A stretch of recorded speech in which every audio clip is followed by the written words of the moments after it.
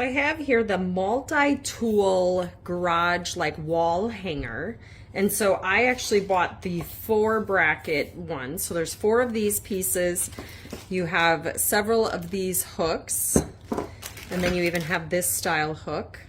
And so basically one side has like a clip-in groove and the other side is flat. So if you look on your brackets here, you can see how this one is gonna just fit right into that piece. And then you're just gonna push it down. Maybe not. Oh, it already slipped in this place.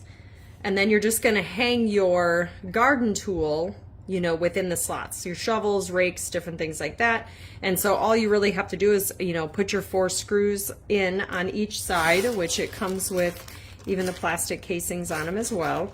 And the thing that I like about this is you're not limited to just one wall, like all of this fits on one wall. You could spread this around your garden shed, you could spread it around your garage, and hang these even in different buildings, which is probably gonna be the case for me because I've got some tools in the garage and some tools in the garden shed. And so I'll show you what this looks like installed.